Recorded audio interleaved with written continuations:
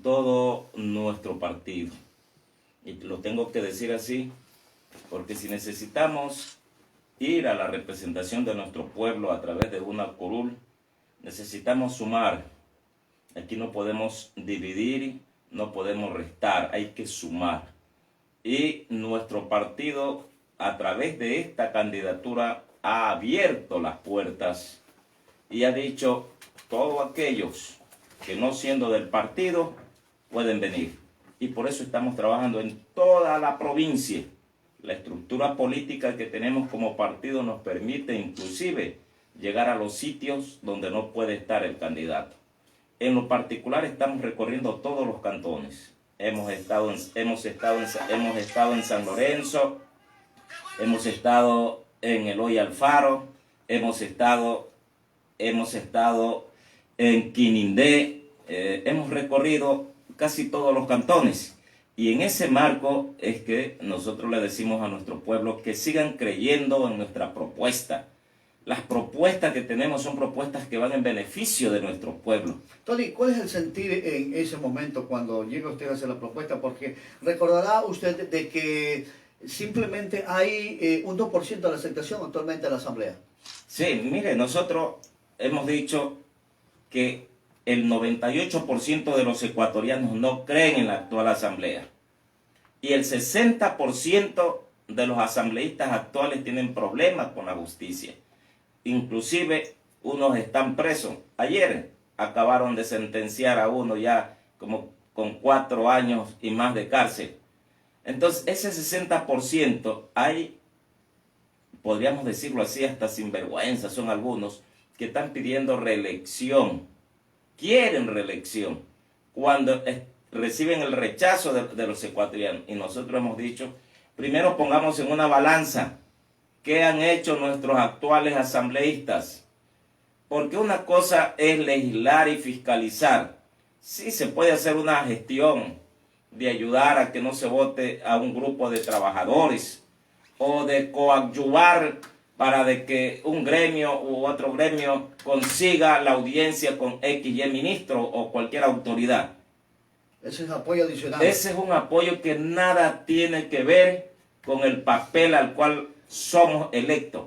Entonces necesitamos preguntarnos, a ver, ¿dónde están los proyectos de ley que han sido presentados y aprobados? O por lo menos presentados. La fiscalización también que no se ha hecho desde hace mucho tiempo. Ese es el otro aspecto, porque son dos aspectos. La fiscalización. Miren, Esmeraldas, siguen existiendo los problemas de fondo, porque hay obras paralizadas. Solo una muestra de los 130 millones siendo concejal, allí en esa época se entregaron a las 3 compañías los contratos de aproximadamente daban casi 34 a 35 millones de dólares.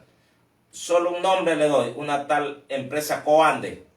Mire, ¿qué pasa con esa empresa? Las calles totalmente destrozadas. Y dejó abandonados ya los trabajos. Los medidores que tenían que colocarse, inclusive hasta nos ven como bobos. Ahí han puesto los medidores sin empatar, sin conexión, todo botado, abandonado, se ha ido.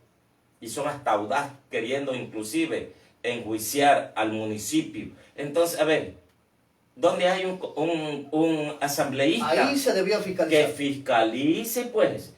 Son fondos públicos. Fondos públicos, usted lo ha dicho, Fabricio. Y como eso, hay otras obras. Mire, acaban al presidente de Perú. El día de ayer, la asamblea acaba de destituirlo porque lo acusan del término que le dan incapacidad moral, porque cuando fue gobernador recibió coima, soborno. Mire, cuando fue gobernador y ahora en la función de presidente lo acaban de destituir por eso. ¿Cuántas obras no están allí?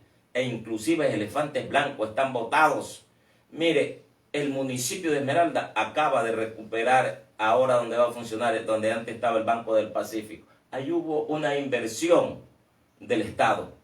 El registro civil, sí, dicen el terremoto. Hay que ver bien, pues la fiscalización tenía que determinar si ese edificio fue construido antisísmico. Pero son inversiones. Allí está, como siempre digo, la primera parte de la regeneración del balneario de Las Palmas. Más de 55 millones de dólares. Son temas para fiscalización, pero ¿quién dice nada?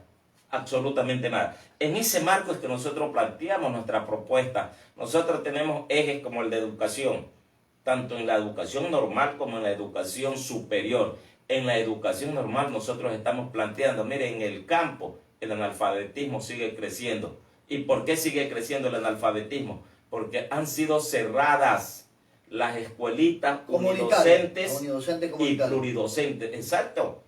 ¿Por qué? Reemplazada por las famosas llamadas escuelas del Millennium, donde el estudiante que estaba en su comunidad ahora tiene que trasladarse donde hay una escuela 2 horas, más de 10 kilómetros o 5 kilómetros. Bueno, entonces, ahorita no tienen eso, ¿no? Pero tienen el problema del internet que no hay. Que ese es lo otro que se suma por la cuestión de la crisis sanitaria. No tienen internet, no tienen la tablet, no tienen el teléfono inteligente, el padre no tiene trabajo, no tiene cómo comprar. Es decir, el analfabetismo sigue creciendo en el país.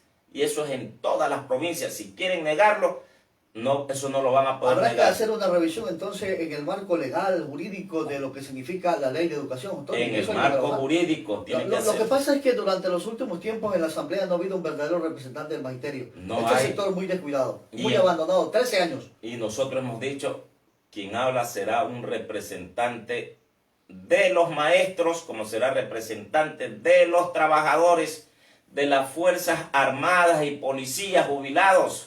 Vamos a representar, mire, hasta ahora. Y no se me olvide los comunicadores sociales. ¿Por qué le digo? Por supuesto. Fueron eliminadas las partidas en salud de todos los comunicadores sociales. Entonces, las universidades, ¿para qué están? En algunas instituciones han eliminado ese tipo de partidas. Y nosotros vamos a ir a una reforma a la ley, porque se necesita asegurar el trabajo de los comunicadores sociales. Si no tiene sentido, ¿para qué como usted lo dice, exacto, ¿para qué vamos a la universidad si es que no nos van a tomar en cuenta? Las otras profesiones hacen respetar el derecho, pero a los comunicadores sociales no. Y en esto nosotros vamos a ir con fuerza a decirle desde la Asamblea, inclusive si nos toca cabildear, cabildearemos, pero necesitamos hacer respetar el derecho del pueblo ecuatoriano, y entre ellos lo que hemos mencionado. Mire, el adulto mayor, mucha gente no le para bola, y todos vamos hacia allá, pero la ley, tiene que haber una ley que se haga respetar, y si la ley existe, tenemos que hacerle ¿Será acaso fuerza. Tony esa voz en la Asamblea? Va a ser y será. Nosotros en calidad de concejal, cuando fiscalizamos y legislamos, el pueblo nos conoce. Sí, una golondrina no hace verano. Y por eso es que... Pero sí se hace escuchar. Por supuesto, después que usted aproveche la tribuna, el pueblo vamos a escuchar, y junto al pueblo tendrán que ser resueltos los problemas. Pero antes de eso, sí sería conveniente que vayamos mejor con un gran equipo de asambleístas, y por qué no decirlo, con presidentes propios. La propuesta que plantea Yacu Pérez es interesante, y por eso es que Comunidad Popular Listas 2 nosotros la apoyamos, en el sentido, la eliminación del examen ser bachiller. Hay mucha gente que no le gusta, pero veamos en la balanza, si es que ingresan más estudiantes, más bachilleres a la universidad. No, eso es una traba. Exacto, es una traba, y eso tiene que eliminarse. Tenemos que buscar el mecanismo. Mire, no respetar el presupuesto de la educación. ¿Qué significa eso? Retroceder. Bajarle el sueldo al maestro. Cuando en 13 años no lo han revisado. Mire, antes se hablaba del escalafón. No, ahorita ya no hay escalafón. Ya no existe el escalafón. El maestro ni siquiera sabe si le van o no a subir su sueldo. Está metido en un congelador más de 14 años. ¿Quién habla por eso? Maestros jubilados que han muerto y no han recibido el incentivo jubilar. Entonces necesitamos de alguien, y ahí vamos. Mary Zamora, una maestra, pues, presidenta de la UNE Nacional. Jorge Escala, que también están por Guayaquil y la otra por Manabí. Sumado a Tony Quiñones y a Giovanni Atarihuana, haremos una bancada, compañeros maestros, que por sus derechos vamos a pelear. Y no solo por los maestros, ya lo dijimos. Mire, a los policías, a la tropa de la policía, da pena pues el maltrato, cómo los determinan, y mucho más si se trata de un policía negrito, el polígrafo. Y ese polígrafo ha conllevado a que muchos sean botados de sus puestos de trabajo. Y allí nosotros hemos dicho, ese polígrafo tiene que desaparecer.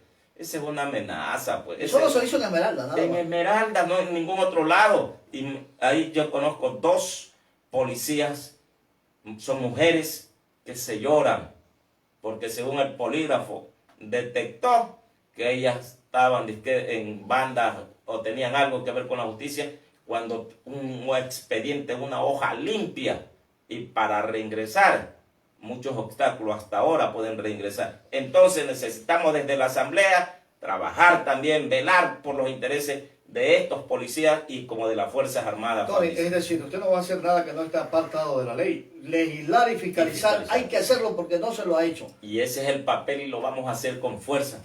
Nosotros no tenemos miedo, no tenemos temor.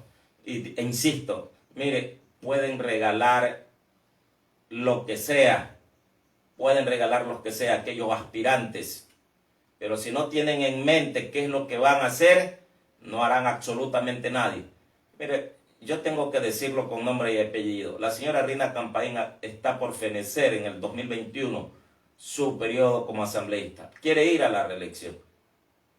¿Qué pasó con la famosa ley humanitaria que aprobaron? ¿Por qué votó a favor de esa ley? Cuando esa ley es la que está despidiendo a los trabajadores. El señor Boris Estupiñán también a la reelección, y ya no por el Partido Social Cristiano. Cuando votó a favor de la ley de apoyo humanitario, era del Partido Social Cristiano. Ahora va a la reelección por otro partido. La pregunta es, ¿esta gente quiere a los obreros, a los trabajadores, cuando sus conquistas se la han hecho retroceder?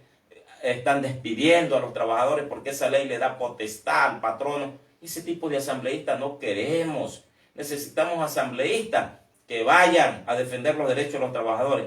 Y con los compañeros que he mencionado, con Giovanni, con Jorge Escala, con Mary Zamora, Nelson, y se nos escape el apellido del compañero, tenemos listo un proyecto de ley, una reforma para que esa ley humanitaria sea reformada o desaparezca. Las conquistas no son... es decir, el equipo está trabajando ya. Estamos trabajando en eso. Hay que revisar para poner en funcionamiento, en marcha este país, la cuestión económica. Así es, mira, porque hay leyes que están allí, pero no hay quien diga, bueno, esa ley hay que hacerla respetar, hay que ponérsela en ejecútese. En ese sentido es que nosotros llamamos a nuestro pueblo a pesar bien en esta balanza. Nosotros no somos improvisados, hay muchos, no somos monedita de oro para caerle bien a todo mundo, pero lo cierto es que nuestra experiencia, nuestra lucha diaria, permanente, a nosotros no solo no nos ven en momentos de campaña, a nosotros nos ven todo el tiempo luchando a favor de nuestro pueblo, y cuando nuestro pueblo está siempre de necesidad de que se le respeten sus derechos, ahí encuentran a los luchadores populares de Unidad Popular. En ese marco es que nos encuentran y nos encontrarán desde la Asamblea Nacional.